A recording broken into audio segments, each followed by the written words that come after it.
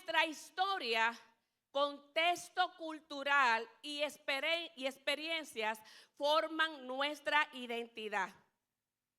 Nuestra identidad determina cómo vemos, experimentamos e interpretamos la vida, porque ellas regulan nuestros patrones cognitivos y pone de manifiesto las emociones que nos hacen responder a las circunstancias externas e internas de la manera que lo hacemos.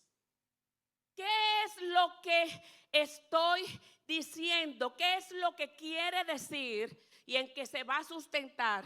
Cuando el Señor trajo esta declaración para sustentar este espacio, este tiempo que vamos a compartir, recordé a una paciente que su hija fue violada.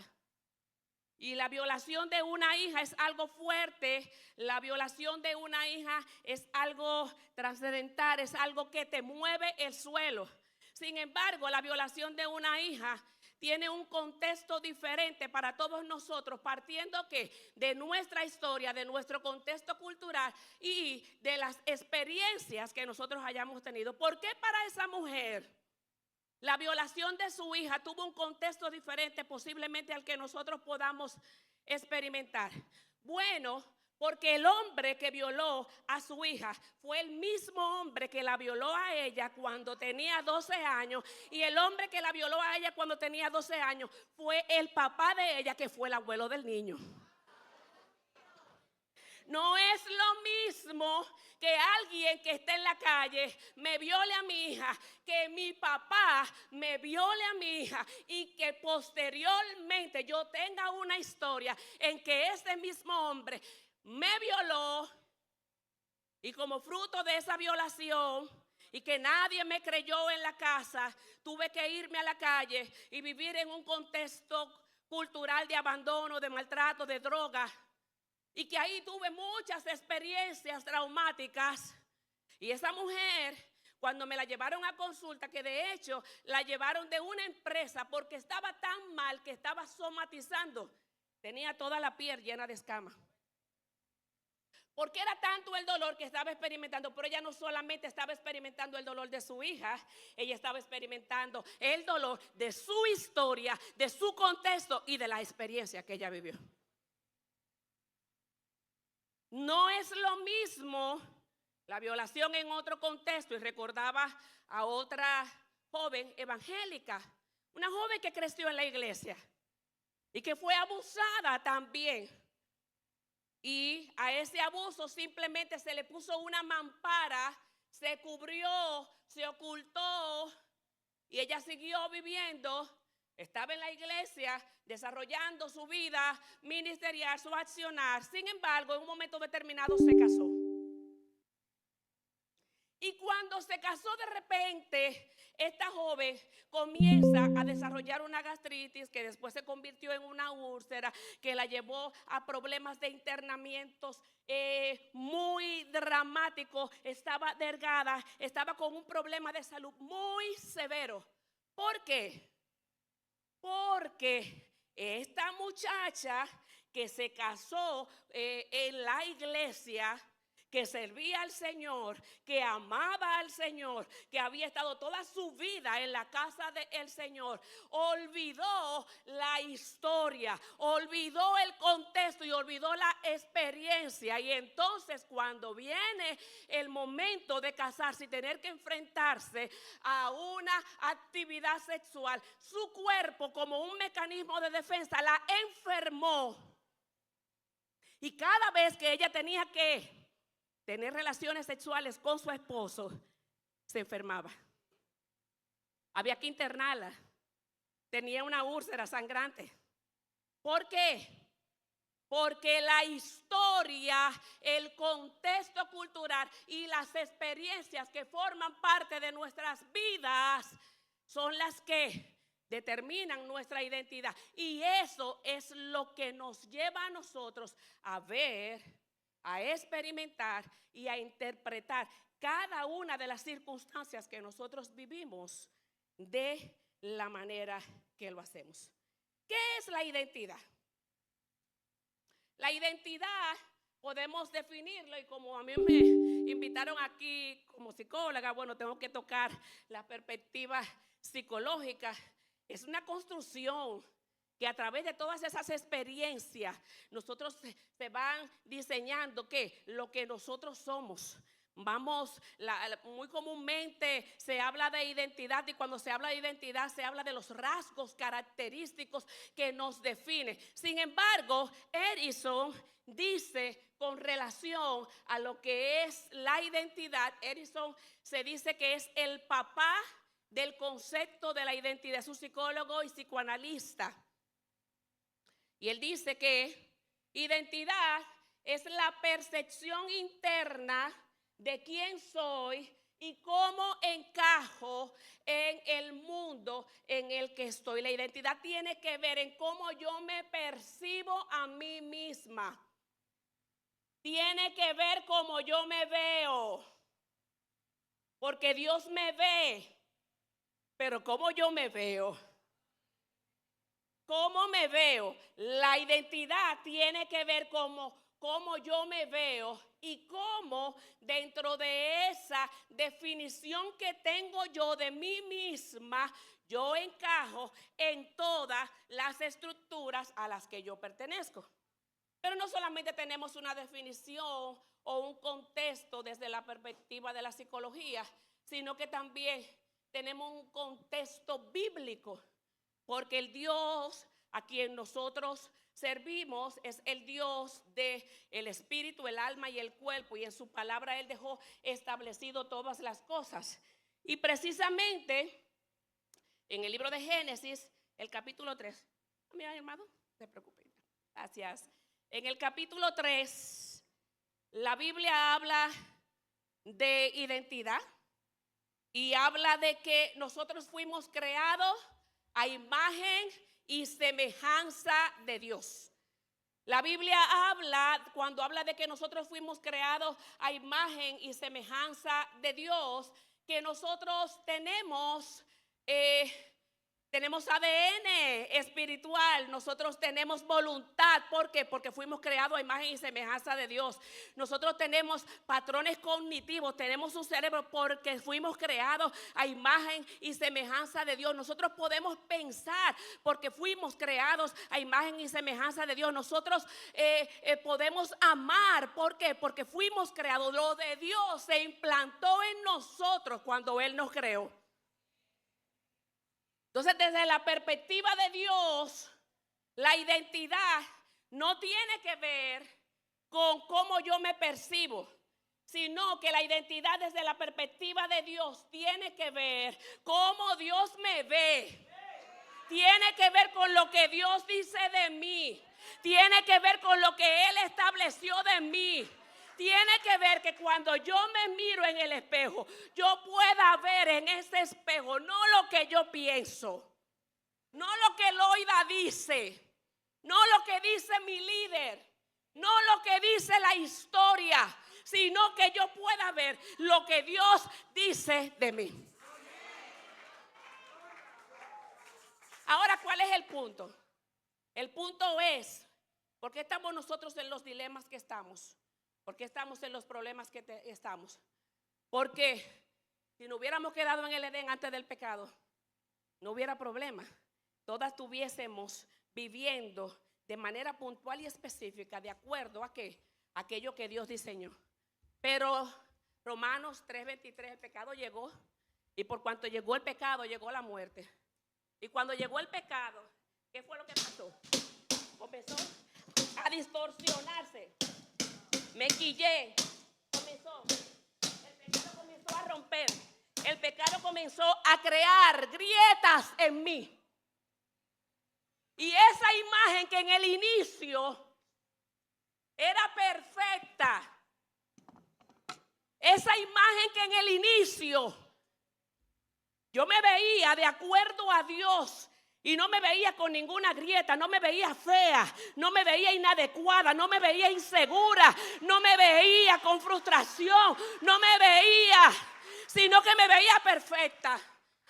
Lo que la distorsionó, amadas mías, y es por ahí que tenemos que comenzar, no fue tu papá, no fue tu mamá, no fue tu historia. Quien la distorsionó fue el pecado. El pecado entró en el mundo y el pecado lo dañó todo.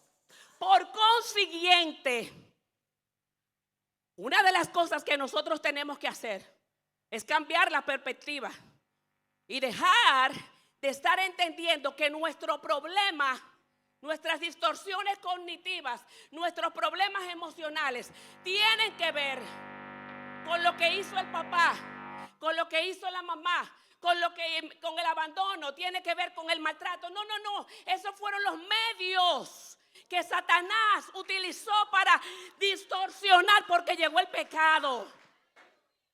El problema no tiene que ver con ellos, el problema tiene que ver con Dios, el problema es espiritual. El problema es espiritual, porque esta distorsión, el Padre proveyó un medio y se llama Cristo. Proveyó un medio y se llama Cristo. ¿Para qué? Para que nosotros podamos volver y vernos como nos crearon desde el principio, con la imagen y semejanza de Dios, sin ninguna grieta. Entonces el problema ahora es: ¿por qué no me veo como Dios me ve?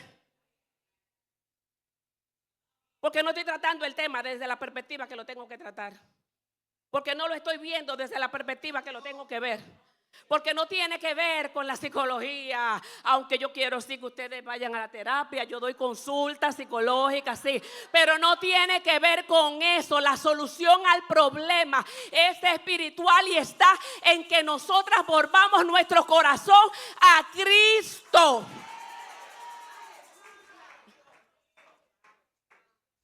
Tenemos que venir a Agar. Y yo tengo a Agar por aquí. Aquí está Agar. Agar, nuestra protagonista, el instrumento, el medio de gracia que Dios ha utilizado en este congreso para hablar a cada una de nuestras vidas. ¿Cuál era la identidad de Agar? ¿Cómo estaba? ¿Cómo se veía Agar? ¿Cómo se definía Agar? Bueno, si nosotros vamos al contexto y leemos lo que dice Génesis 16 y leemos lo que dice Génesis el capítulo 21 y vemos todo el contexto de lo que se dice de Agar, nosotros tenemos que llegar a la conclusión de que Agar tenía un problema en su identidad. Ella se veía y se percibía como una mujer insegura. Tenía complejos de inferioridad. Era una mujer rechazada. Una mujer sola, se percibía como una mujer abandonada, como una mujer humillada, como una mujer enojada, como una mujer desesperada. Todos esos eran los rasgos característicos, no que los que estaban a su alrededor en primera instancia veían de Agar, sino que ella misma se percibía como tal. Ahora bien, eso que Agar, esas características que eran las que definían a Agar, como ella se veía ante todo lo que estaban a su alrededor, no vino por arte de magia.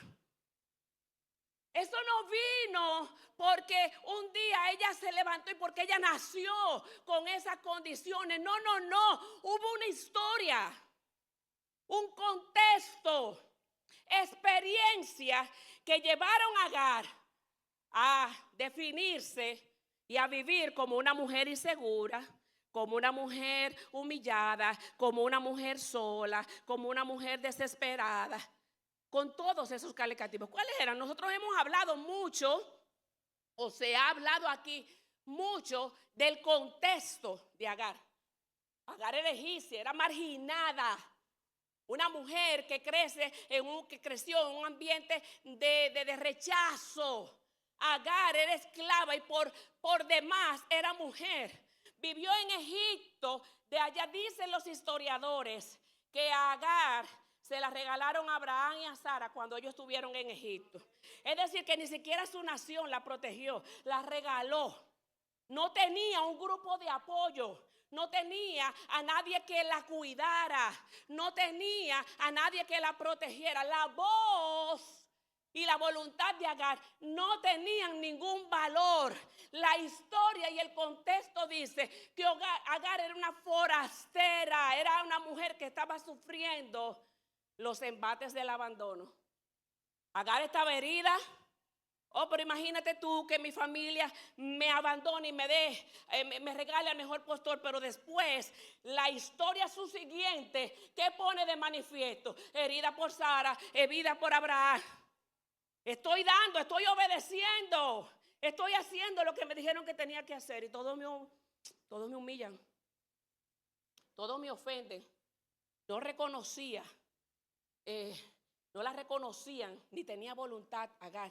Tampoco, era una muchacha reactiva. ¿Por qué? Porque ella se definía a través de qué, de las circunstancias que la rodeaban y de lo que decían y de lo que habían establecido todos los que están a su alrededor.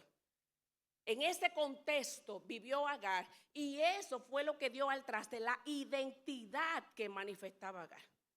Todo eso fue lo que hizo que se pusiera, que ella manifestara. Eso fue lo que hizo que ella experimentara las emociones que ella experimentó. Agar experimentó ¿cuáles emociones? Un día después y una semana después y un año después, Agar experimentó miedo, vergüenza, desvalorización, dolor, desamparo, tristeza, desánimo. El tanque emocional, tráigame ese tanque, amado, de Agar, de eso era que estaba lleno. El tanque emocional de Agar estaba lleno. Estaba lleno, ¿por qué? Porque lo que tenía era miedo por todas las situaciones que vivió. Lo que experimentaba era vergüenza, desvalorización, dolor, desamparo, tristeza, desánimo, rechazo e ira. Con eso fueron las cosas que ella experimentó. ¿Fruto de qué? Del contexto en el que vivió, gracias a Agar, de su historia, de sus experiencias. Ahora la pregunta que yo quiero hacer en esta tarde: ¿qué hay en nuestro tanque emocional? ¿Qué hay? ¿Qué hay adentro? Cuando hablamos de tanque emocional, tenemos que referirnos a que a nuestro corazón. Y dice la Biblia en Proverbios 4:23 que del corazón es que emana a la vida, que lo bueno y lo malo sale del corazón. El corazón es nuestro tanque emocional. Y como dice aquí, el tanque contiene lo que le echaron y eso determina su identidad, su utilidad y su funcionabilidad. Por eso es que es importante que usted identifique qué le echaron al tanque. Porque identificar lo que le echaron al tanque es lo que le va a permitir a usted ponerle nombre a las emociones que le están abatiendo y que le están llevando a ver la vida de la manera que usted la está viendo y que les están haciendo percibir a Dios de la manera que usted lo percibe, que no es como Él es, sino de una manera errada. ¿Qué hay en nuestro tanque emocional? ¿Qué nos echaron ahí? ¿Hay alguien tiene agua? Échenme agua, amada. Si le echamos a este tanque agua, ¿en qué se convierte si lo llenamos de agua? En un tanque de agua, en una cisterna, en un aljibe. ¿Alguien tiene basura? ¿Alguien tiene basura? Corra, écheme basura, corriendo basura. Si a este tanque le echamos basura, ¿en qué se convierte? En un zafacón. ¿Usted está entendiendo lo que estamos diciendo? Si a este tanque le echamos, si le echamos gasolina, ¿en qué se convierte? en un tanque de gasolina. Si a este tanque le echamos cosas valiosas, cosas de importancia, este tanque se convierte en ¿qué? En un cofre, en un tesoro, en algo que tiene mucho valor y mucho reconocimiento. Si a este tanque le echamos comida, se convierte en una despensa. Entonces la pregunta es, ¿qué hay en el tanque?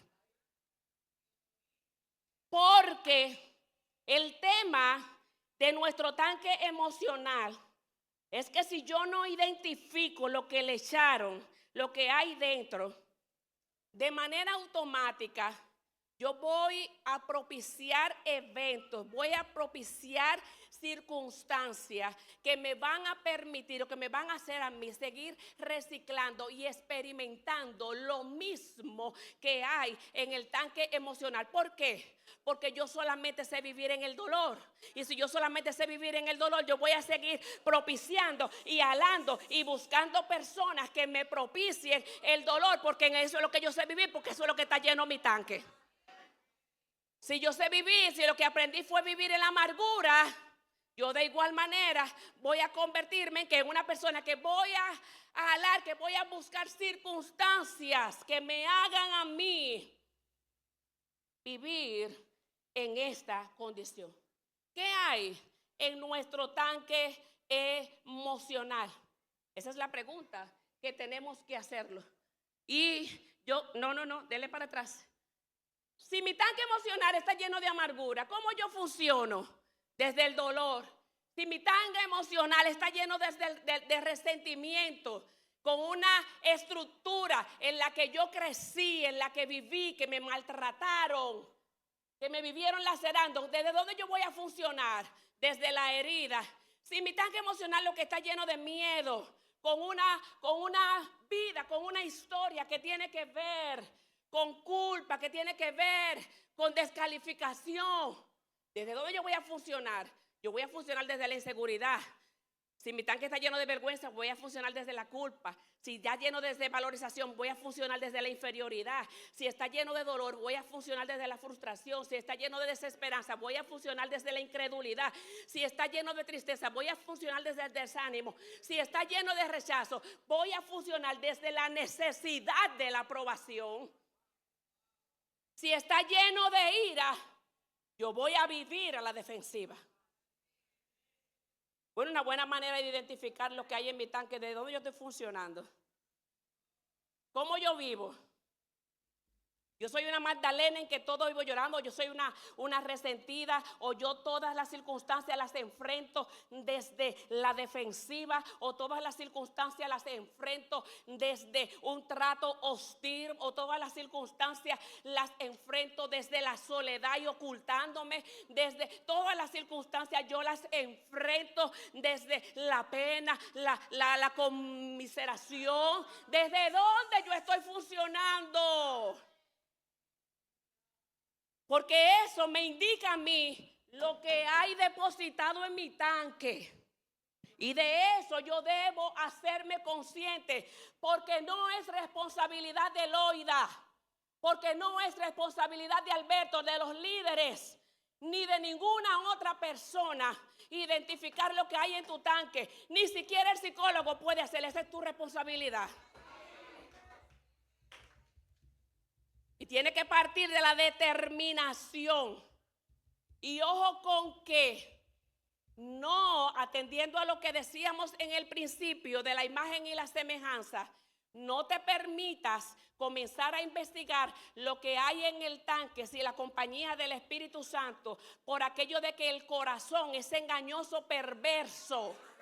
Y te va a engañar y te va a propiciar circunstancias para hacerte ver como la víctima y que tú no entres, porque a Satanás le interesa mantenerte desde la posición que tú estás. A él no le interesa que tú te sanes. A él le interesa que tú te sigas viendo como tú te estás viendo. A él le interesa que tú sigas siendo la resentida. A él le interesa que tú sigas siendo la amargada. A él le interesa que tú sigas siendo la frustrada. A él le interesa que tú sigas siendo la acomplejada. A él le interesa eso. Y va a tomar tu corazón y va a distorsionar lo que Dios, la ayuda que Dios quiere darte para que tú no te veas y no puedas accionar desde la perspectiva que Dios le ha dado. La pregunta es, ¿qué echaron en mi tanque? Esa es la pregunta que todos tenemos que hacernos en esta mañana, en esta noche, esta tarde, no sé lo que es. Sin embargo, esa pregunta usted no la va a resolver en este lugar. Y usted no va a salir de este lugar con todos sus problemas de identidad resueltos. Usted puede salir instada, motivada a emprender un camino en donde usted se ponga en las manos del Señor y comience a permitir que el Señor haga lo que tiene que hacer en su vida. Lo primero que nosotros tenemos que hacer para poder identificar qué hay en nuestro tanque emocional. Y me lamento mucho porque me encantó esta imagen. Esta imagen tiene un árbol y donde raíces que se van cubriendo el reloj. Y lo vi tan interesante y que plasmaba justamente lo que el Señor estaba poniendo en mi corazón. Porque lo primero que les quiero decir en esta tarde es que para nosotros poder sanear, identificar lo que hay en nuestro tanque espiritual, lo primero que tenemos que hacer es que tenemos que detenernos. No hay manera de que nosotros podamos ser saneados. No hay manera de que podamos caminar en lo que Dios ha dicho que tenemos que caminar si no nos detenemos. Tenemos que detener el activismo. El activismo, el estar siempre moviéndonos y siempre haciendo algo, amados, es un mecanismo de defensa. Porque identificar lo que hay en el estanque duele. Porque va a significar heridas que tienes que guayar y que tienen que sangrar para que puedan curarse correctamente. Y como un mecanismo de defensa, nosotras entonces vivimos en la vida ocupándonos por aquí, accionando por acá, buscando qué hacer, buscando dónde estar, porque tenemos que estar ocupadas. Y con esa ocupación lo que estamos haciendo, no solamente dándole larga, sino que estamos evitando enfrentarnos con el dolor que significa identificar lo que hay en mi tanque. ¿Por qué no nos detenemos? ¿Por qué? Porque parte de las grietas que dejan nuestra historia es que nosotros necesitamos la aprobación.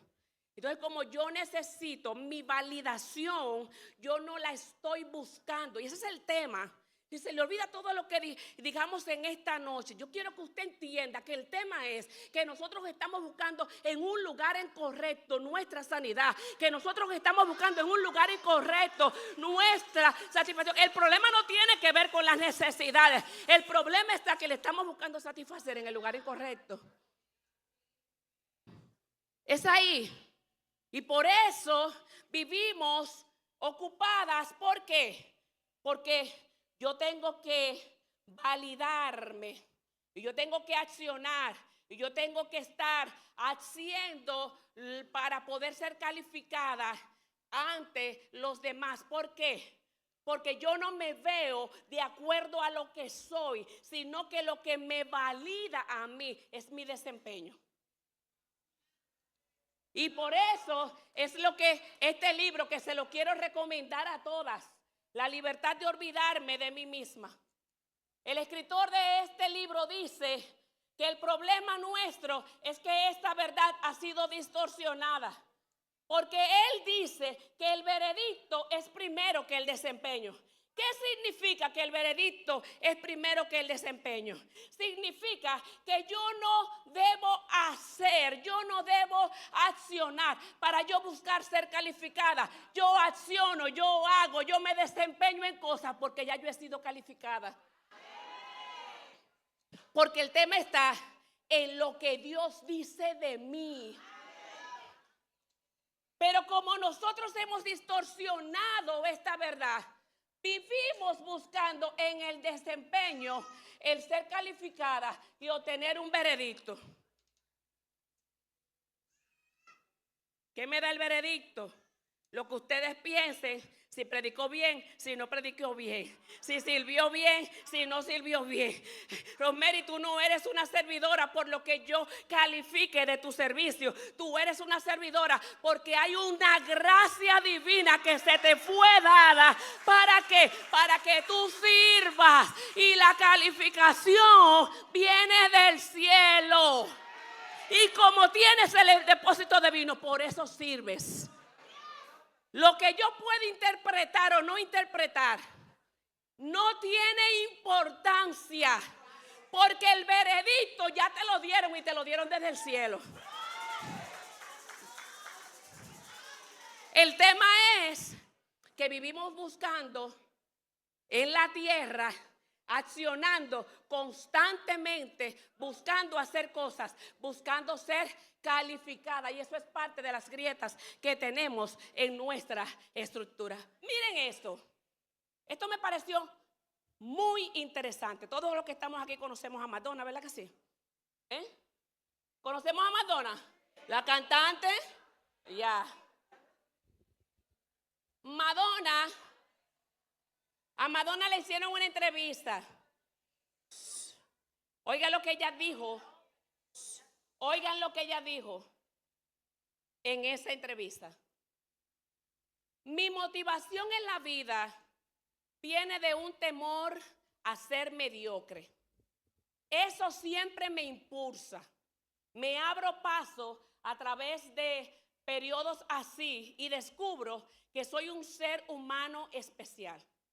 Pero después siento que sigo siendo mediocre y poco interesante, a menos que haga otra cosa, porque aunque me he transformado en alguien importante, todavía tengo que probar que soy alguien importante.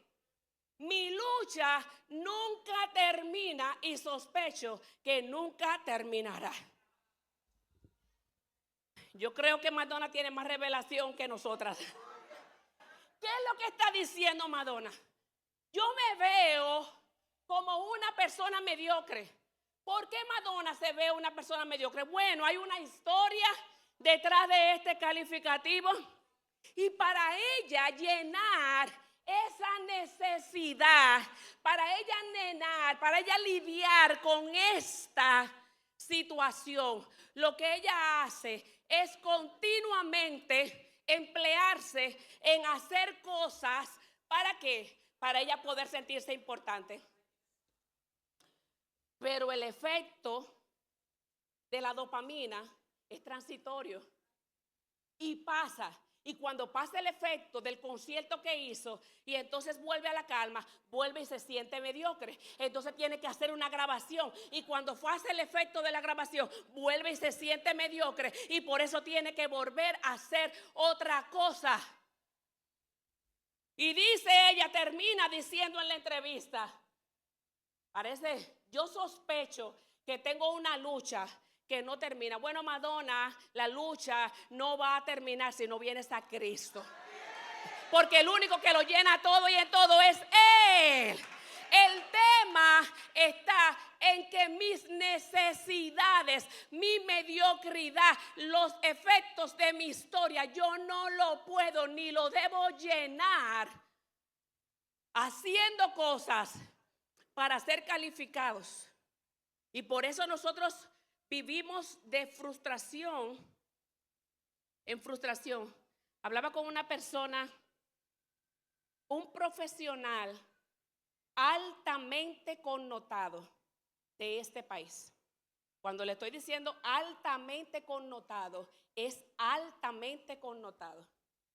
Y cuando hablaba con esa persona, me decía, mi mamá toda la vida me dijo a mí que ella no esperaba nada de mí, que yo no iba a servir para nada. Y usted sabe cuál ha sido el motor que ha impulsado todos los logros que han sido muchos de esa persona. El que en su mente sigue latente, yo no espero nada de ti. Y toda la vida ha estado accionando para demostrarle que yo sí puedo. Pero en ese accionar ha perdido el gozo, ha perdido el propósito, ha perdido el verdor. ¿Por qué? Porque tengo que tener una lucha incesante. Entonces el problema no está en que tengo que hacer, el problema está en que tengo que callar en esa voz, tengo que eliminar esa voz y tengo que elevar y encender la voz del Espíritu que ya me dijo lo que yo soy y yo hacer y disfrutar de lo que hago y ser lo que debo ser, porque el Señor ya lo estableció. Eso es lo que debemos hacer y en eso vive constantemente Madonna. Y una semana después, Madonna y muchos de nosotros, y este concepto a mí me llamó muchísimo la atención, porque creo que es un concepto que tiene que ver mucho con nosotros. Y es el tema de que buscando llenar nuestras necesidades emocionales, nosotros vivimos construyendo currículos emocionales. Los currículos tienen la particularidad o tienen el objetivo que demuestran, es para probar lo que tú eres. Y muchos de nosotros vivimos en la vida, nuestros matrimonios, nuestra vida con familiares, en la parte ministerial, es decir, hemos perdido, estamos cansadas, estamos agotadas, estamos frustradas. ¿Por qué? Porque hemos vivido de manera permanente creando currículos emocionales, buscando constantemente cosas que yo pueda poner. ¿Para qué? Para yo calificar, para yo poder decir lo que yo soy, cuando el tema tiene que ser que yo crea lo que soy, que yo me conecte a la fuente correcta e identifique lo que soy y camine de acuerdo a lo que soy. Ese es el problema que tenemos con el tema de los currículos espirituales. Y precisamente con el tema de Madonna, el problema de Madonna nos lleva, es agravante. ¿Por qué? Porque nos lleva a una condición en la que nuestro corazón y muchos de nosotros vivimos haciendo cosas. Y esa acción de buscar llenar un currículum emocional haciendo cosas nos impide sanar. ¿Por qué? Porque nos hace entrar en estados de simulación. Nosotros entramos en ese estado de simulación y cuando entramos en ese estado de simulación, entonces nosotros comenzamos a ¿qué? ¿Con qué tiene que ver la simulación? La simulación tiene que ver con nosotros ponernos caretas. La simulación tiene que ver con nosotros escondernos. ¿Por qué simulamos? ¿Por qué nos escondemos? Bueno, porque es un mecanismo de defensa que nos hace a nosotros poder enfrentar las circunstancias. Simulamos también porque estamos buscando la aprobación. Simulamos porque queremos ser calificados. Pero de igual manera, este estado nos lleva a nosotros evitar el dolor. Y el dolor no es malo. De hecho, a mí me encanta un mensaje que Dante Gebel tiene que dice que no está mal, está al mal. El dolor no es malo, el dolor simplemente es un indicativo de que hay algo que no está funcionando correctamente. Y todo lo que no se trata, ¿qué va a pasar con eso? Se agrava. Por lo tanto, es nuestra tarea permitir e identificar todas las áreas que nos están doliendo en nosotros. ¿Por qué me siento triste? El tema no es que yo esconda la tristeza, el tema es que yo identifique por qué me siento de esa manera. ¿Por qué me siento? ¿Por qué me siento amargada? El problema no es que yo lo esconda, el tema es que yo identifique por qué me siento de esa manera. ¿Por qué me siento infructuosa? ¿Por qué me siento frustrada? ¿Por qué me siento insegura?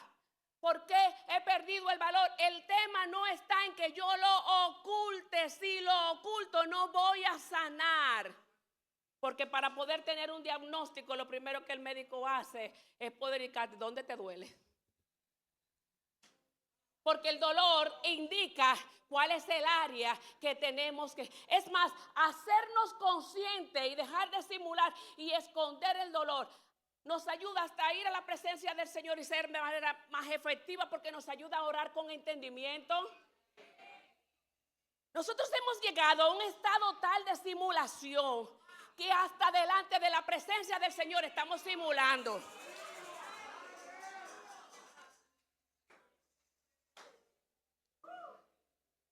Hemos llegado a ese estado y vamos delante de la presencia del Señor y me siento triste, y me siento amargada y me siento frustrada y entiendo que no puedo decírselo al Señor, porque eso me descalifica delante del Señor. Porque así como cuando llego a la iglesia y Loida me pregunta, ¿cómo estás? Y yo estoy mal, pero tengo que decirle, estoy en fe, pastora. Pero tengo dolor, pero tengo que decirle, yo estoy en victoria.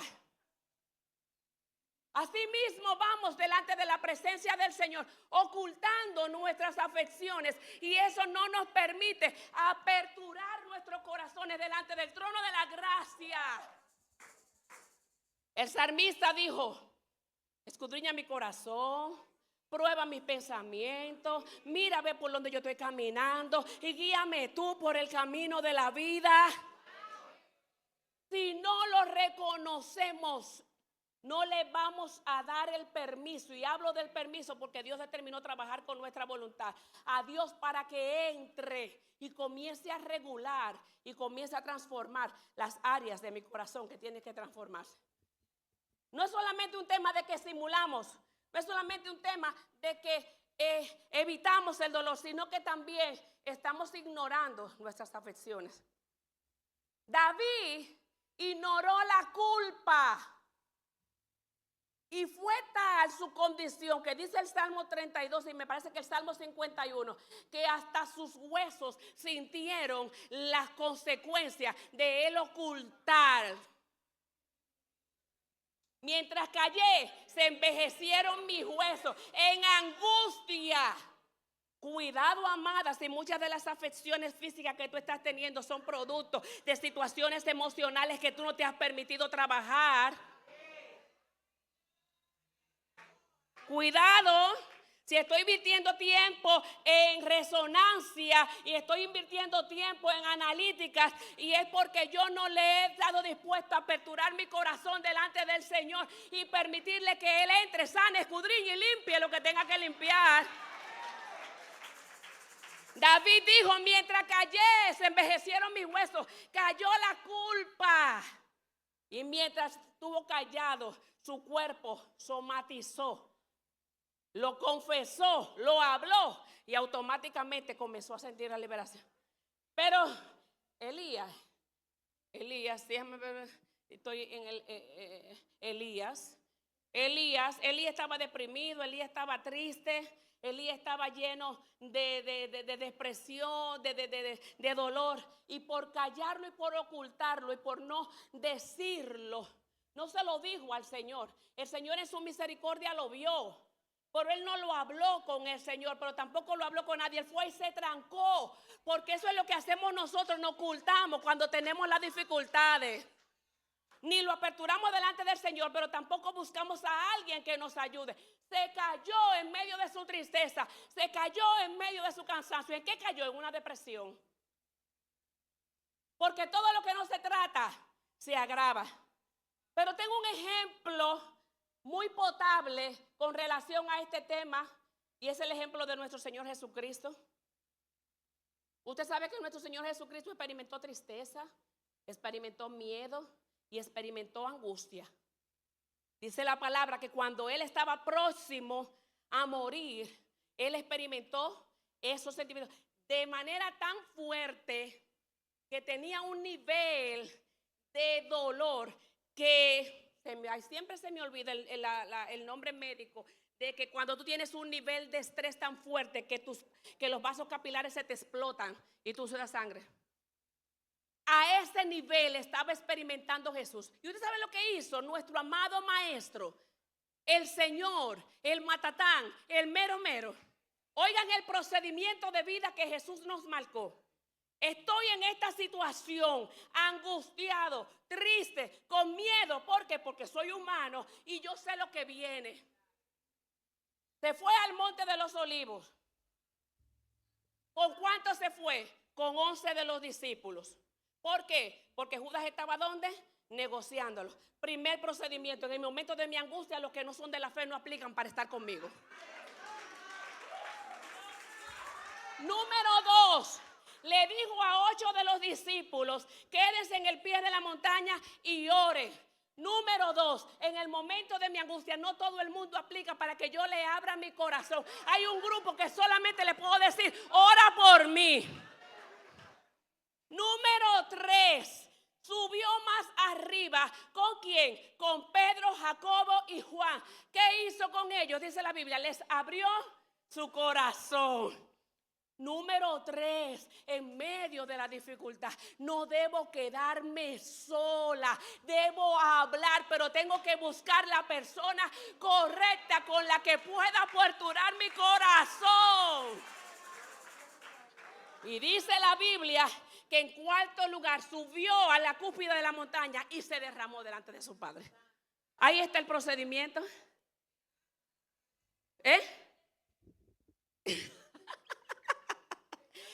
Y ella está anotando, bien Loide, solten la palabra, no es mío. Ese es el procedimiento que estableció ¿quién? Señores, fue Jesucristo que accionó de esa manera.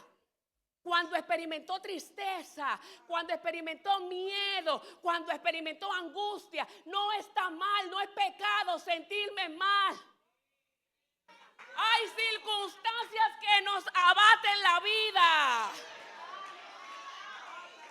Hay circunstancias que nos mueven el suelo. Y el Padre se acuerda que somos polvo, y a veces nosotros queremos tenernos un concepto por encima del que el mismo Padre tiene de nosotros. Él sabe que tenemos momentos de dificultad. Él sabe que tenemos momentos de aflicción. Por lo tanto, el procedimiento es: nosotros no, en el momento de aflicción, los que no son de la fe no aplican. No todos los de la fe aplican para que le abra el corazón, pero siempre habrá gente a la que podré abrirle el corazón y que me podrán guiar. Y está el Padre, quien no puede ser sustituido por nada ni por nadie. Eso es lo que dice la palabra del Señor. Este es el escritor del libro que les mencioné ahorita, Timoteo. Y Timoteo dice que el ser humano por naturaleza busca validación y significado en cosas externas. Que el problema es que estas acciones nos dejan vacíos, inseguros y dependientes del reconocimiento. La verdadera libertad viene cuando nos olvidamos de nosotros mismos y descansamos en la identidad que Dios nos dio a cada una de nosotras. ¿A través de quién? A través de Cristo. Eso es la palabra, eso es lo que dice, y es la verdad hasta la cual nosotros tenemos que caminar. La próxima.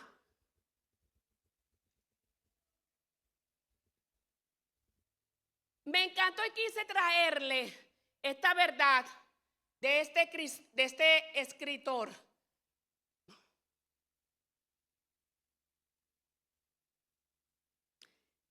La definición que utilizamos al inicio, sobre la cual dije que íbamos a sustentar todo lo que estamos hablando, establecía que nuestra historia, nuestro contexto cultural, nuestras experiencias definen nuestra identidad, y que esa identidad es la que nos hace ver. ¿Por qué nos hace ver, interpretar y experimentar las cosas? Porque todo ese contexto crea, es un depósito que se hace aquí en mis patrones cognitivos y me hace ver. Yo no puedo accionar de manera diferente a lo que viví. Déjenme decirles,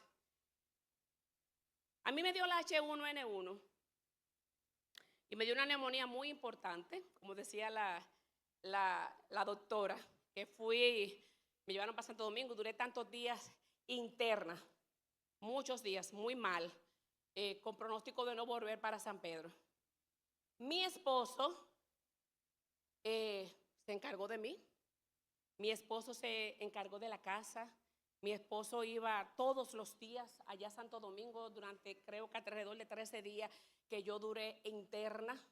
Mi esposo estuvo al corriente, yo no sé nada de lo que pasó, pero todo lo que tenía que ver conmigo y con todo lo que yo representaba, él estuvo asumiéndolo durante todo el tiempo que yo estuve en esa condición. Cuando me dieron de alta y me trajeron a la casa, él me llevó a la casa. Ahí estaban mis hijas, que ya tienen un tamaño significativo para poder atenderme. Compró los medicamentos, me dejó en la casa y él decidió ponerse una ropa de jugar basquetbol e irse a jugar basquetbol. Miren, amadas, yo comencé, llora, y llora, y llora, y llora, y pasa una semana con un dolor en mi corazón y llora. Y yo misma me preguntaba, ¿y por qué yo me siento tan desconsolada? ¿Por qué yo me siento tan herida? Porque Perkin me dejó en la casa y se fue a jugar basquetbol después que yo vine a la clínica. ¿Por qué yo me... Miren, amado, le estoy hablando en serio. Yo estaba mal. Yo me sentía desamparada. Yo me sentía afligida.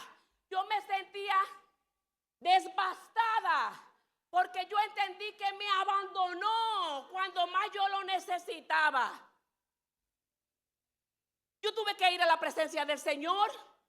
Señor, ¿y qué es lo que pasa? ¿Por qué yo estoy tan mal? Si yo sé que Él estuvo atendiéndome. ¿Qué fue lo que pasó? Por eso es el tema de que no es yo misma, es en la presencia del Señor, porque Él es el que conoce el corazón.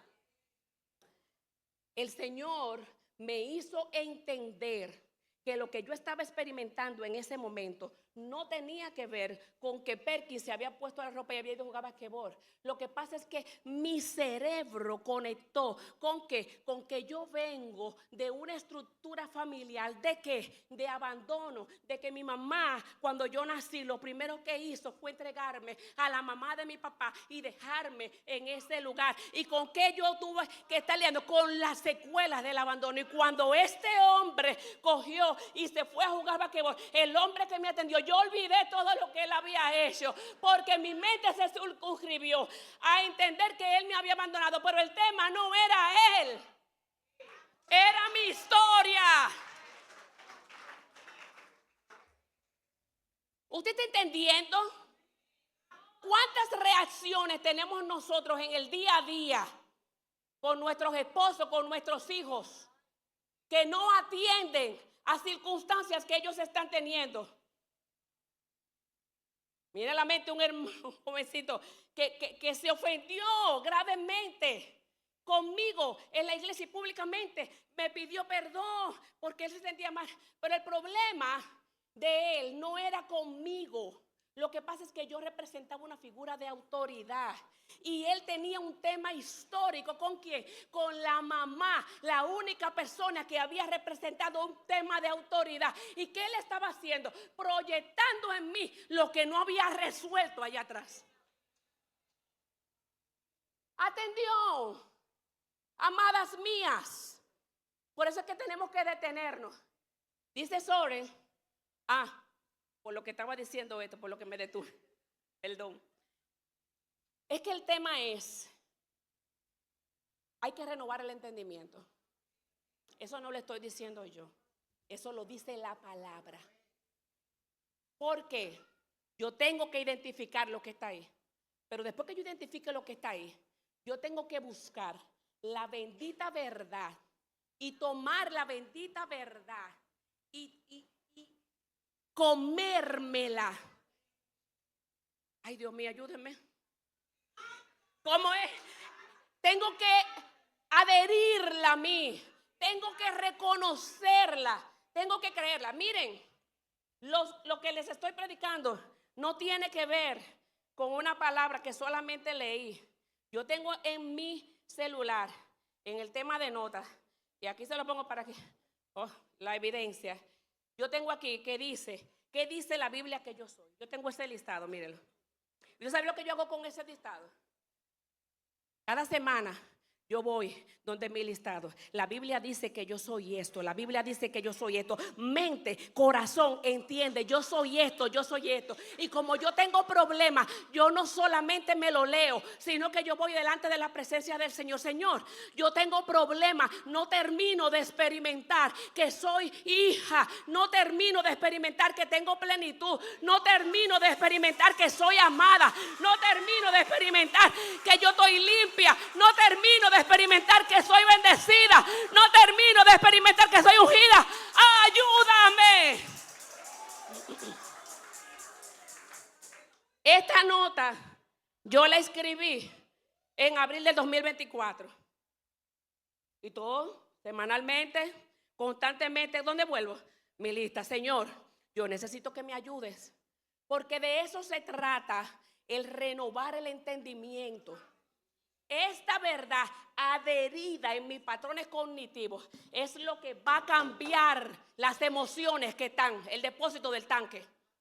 Es lo que me va a hacer a yo comenzar a ver, a interpretar y a experimentar las circunstancias de una manera diferente a la que la hacía antes.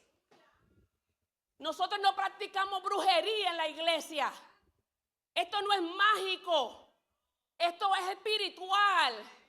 Y esto tiene que ver con que toda la ayuda divina está dada, pero hay una determinación mía de creer y de caminar en pos de lo que el Señor me ha marcado.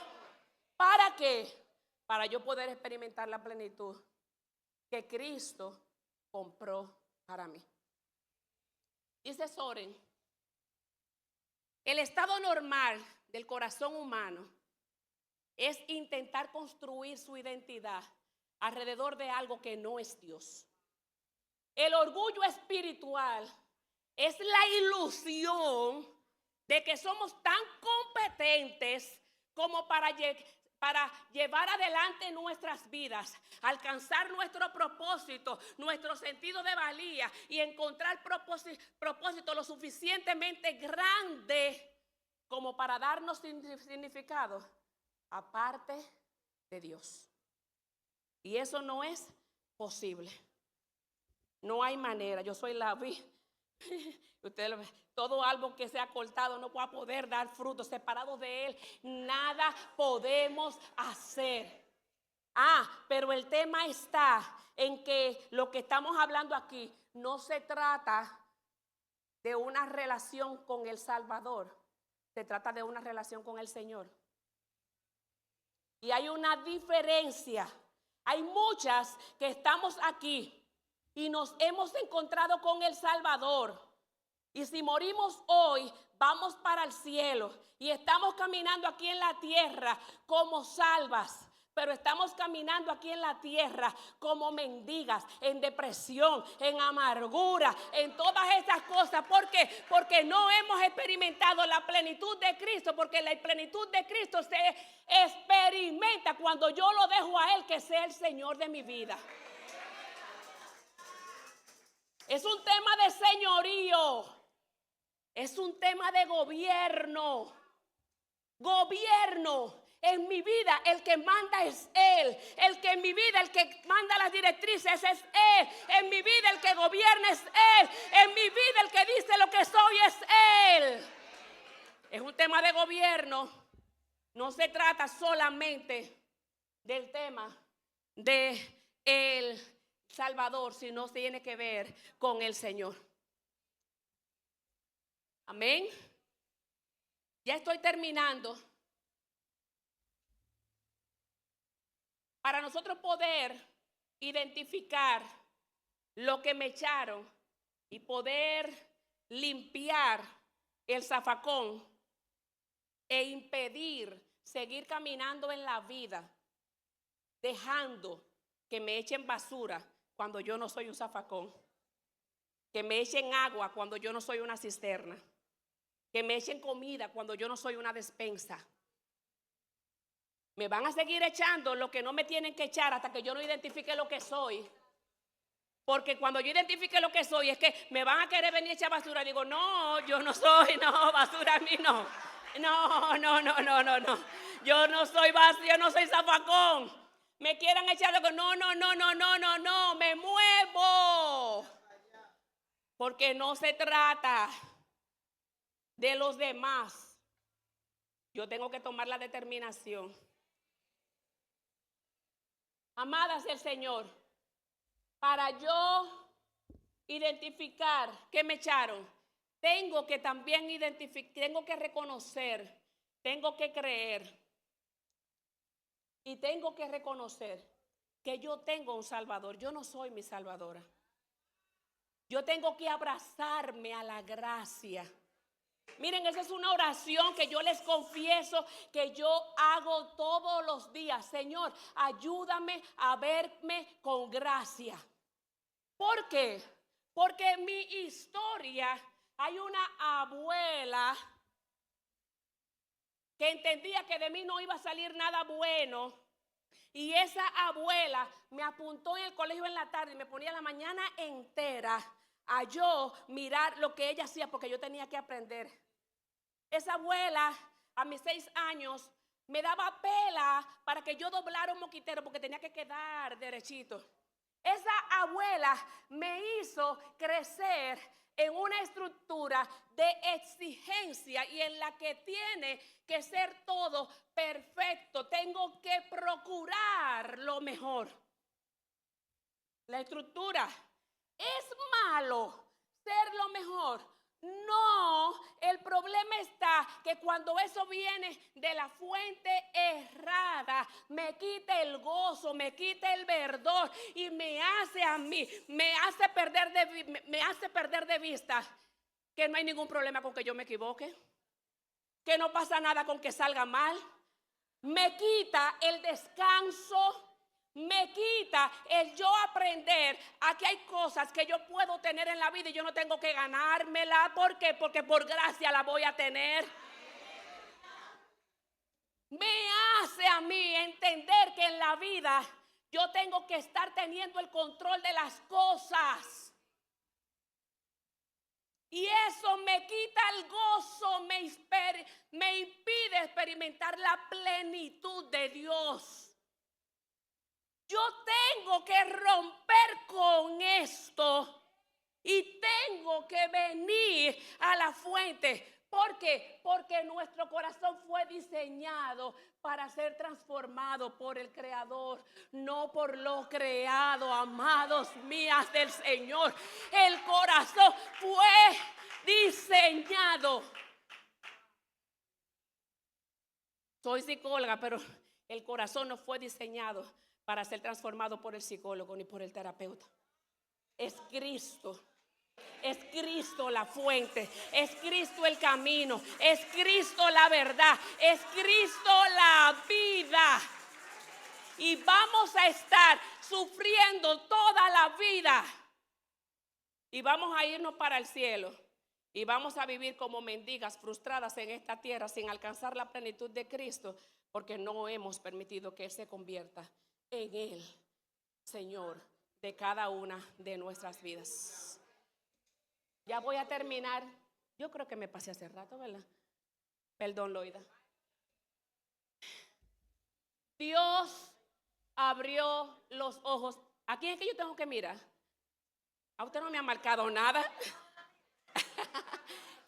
Dios abrió los ojos de Agar. Dice Génesis capítulo 21, verso 19. Entonces Dios abrió los ojos de Agar.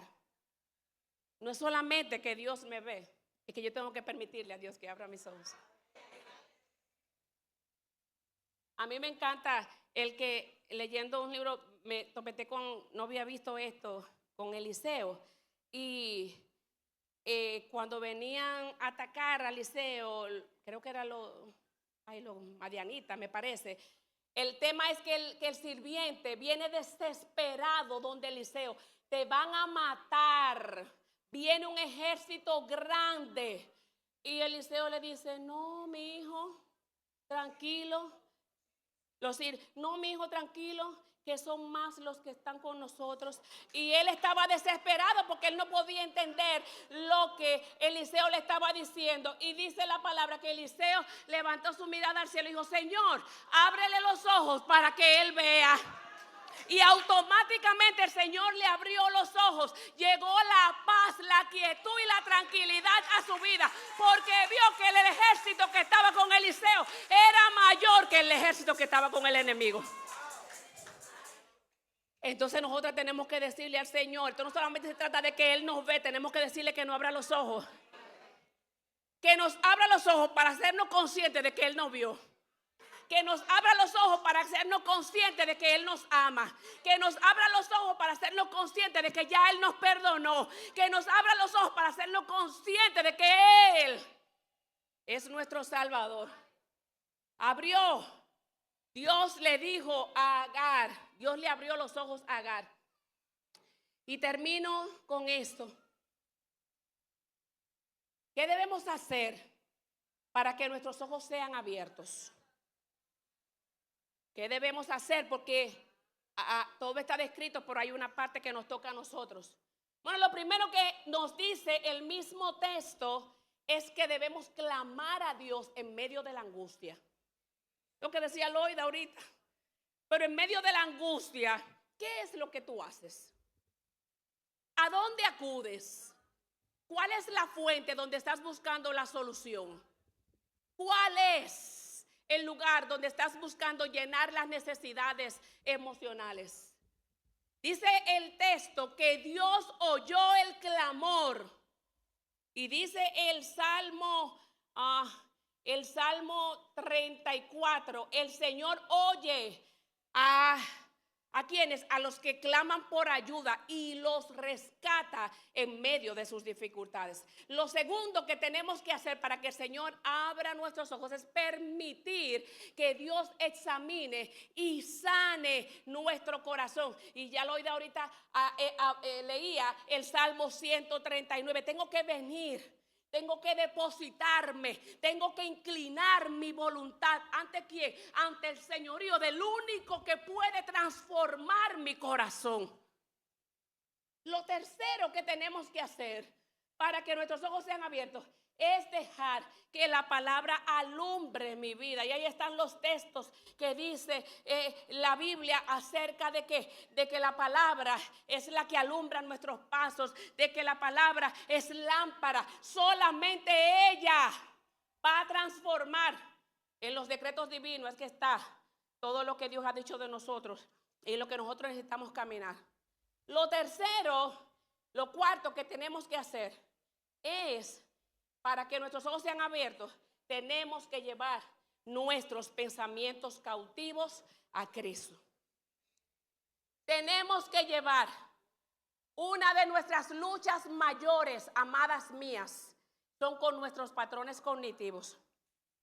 Y dice, cuando el Señor te pone, te revela tu problema, con lo que tú estás lidiando es con el abandono. Y eso te llevó a ti a experimentar tal y cual circunstancia. Tú estás caminando, tú quieres obedecer al Señor, pero vienen los pensamientos que te agobian, en donde Satanás te dice, tú no puedes. Tú eres esto, donde vives recordándote de lo que ya Dios te liberó. Pues mira, la verdad bíblica lo que dice es que ¿qué es lo que nosotros tenemos que hacer con los pensamientos? Lo que nosotros tenemos que hacer con los pensamientos, Luisa. Dios te habló. Hay una historia que te marcó, que tú no la propiciaste. Ay, pero gloria a Dios que llegaste a Cristo. Pero siguen llegando las circunstancias y sigue llegando los pensamientos. Yo tengo que hacerme responsable de todo y sigue llegando la culpa. Y cuando lleguen esos pensamientos, dice la Biblia que tú lo coges, tienes que amarrarlo así y llevárselo cautivo a Cristo. Mira, Cristo, aquí está. Este pensamiento me está agobiando. Este pensamiento me está matando. Yo estoy llena de culpa. Yo te lo traigo a ti, porque tú eres el único que lo puede transformar. Tú me hablaste de esto, pero yo necesito tu ayuda. Ella se va, encontró la paz, pero vuelve el pensamiento y la inquieta. Y cuando el pensamiento, ella lo agarra, ella no rumea con el pensamiento, ella lo encadena y vuelve y se lo lleva cautivo a Cristo. Señor, aquí está de nuevo el pensamiento. Me siento frustrada de nuevo. Me siento cansada. Me siento de esta y de esta manera. Yo te lo estoy trayendo cautivo a ti, porque solamente en ti hay vida, porque solamente tú puedes transformar mi entero ser, solamente tú puedes llevarme a yo vivir en la plenitud. Señor, fruto de esto vienen pensamientos en lo que siempre me desespero, porque entiendo que las cosas tienen que hacerse en un tiempo. Y no es en el tiempo mío, Señor. Y esto me lleva a impacientarme. Y cuando me impaciento, me lleno de ira. Y cuando me lleno de ira, Señor, me vuelvo hiriente y agresiva. Y esto me quita el gozo. Te traigo este pensamiento a ti. ¿Cuántas veces yo tengo que hacer eso? Todas las veces que el pensamiento que el pensamiento me vuelva a atacar. Uno de nuestros grandes problemas, amadas mías, es que hemos olvidado que nuestra lucha es espiritual. Por eso es que no hemos quitado la armadura. Y por eso, Loida, ahora en medio de las circunstancias, tú no puedes decirle, porque vienen a uno como pastor, en medio de las dificultades, tienes que orar. La Biblia dice esto, recomiéndame un psicólogo. Pero tienes que, el Señor te dice esto, no, recomiéndame con quién yo puedo hablar. Porque hemos perdido de vista que es espiritual, y por eso nos hemos quitado las armaduras espirituales y estamos combatiendo en un terreno que no es el que nos toca combatir, y por eso no hemos estado experimentando la plenitud que el Señor ha determinado que tenemos que experimentar. Y termino ahora, sí termino con esto. Yo creo que sí. Mi tanque emocional cambia cuando su contenido cambia. Mi tanque emocional cambia. ¿Cuándo qué? Cuando yo tengo miedo y yo comienzo y saco el miedo y entro la confianza. ¿Qué dice la palabra? No tengas miedo porque yo estoy contigo. No desmayes porque yo soy el Dios que te esfuerzo. Siempre te ayudaré. Siempre te sustentaré con la diestra de mi justicia. Mi tanque emocional va a cambiar cuando el contenido cambie. Y en vez de vergüenza, yo entienda que yo soy aceptada. Mi tanque emocional cuando en vez de desvalorización, yo entienda que yo soy digna. Que yo cambie el dolor por el consuelo, que yo cambie la desesperanza por la esperanza, que yo cambie la tristeza por el gozo, que yo cambie el desánimo por la fortaleza, que yo cambie el rechazo por el amor de Dios, que yo cambie la ira por el dominio propio. Pero eso yo no lo voy a poder cambiar por mí misma. Yo necesito abrazarme a la cruz. Yo necesito vivir en dependencia. Yo necesito volver a Cristo. Y ahora sí, la frase final para terminar. Sí, ahora sí. Las emociones nacidas de nuestras heridas pueden cegarnos para no ver la provisión de Dios. El pozo estaba al lado de Agar. No fue que Dios lo creó en ese momento. No fue que hubo una acción milagrosa en el que Dios creó el pozo. El pozo estaba ahí. Pero las emociones, las heridas del pasado, le tenían ciego el entendimiento. No podía ver. Era tanto el dolor, era tanta la desesperación, era tanta la amargura que ella no podía ver toda la provisión de Dios, todo lo que Dios le había dado. Las emociones nacidas de nuestras heridas pueden cegarnos para no ver la provisión de Dios. Pero cuando clamamos y nos rendimos, Él abre nuestros ojos para que reconozcamos la fuente de vida que está delante de nosotros, capaz de llenar nuestro tanque, capaz de transformarnos para vivir la vida plena que Cristo nos prometió. Quiero invitarle a que cierre sus ojos. La pregunta que hemos hecho de manera reiterada es: ¿de qué está lleno mi tanque?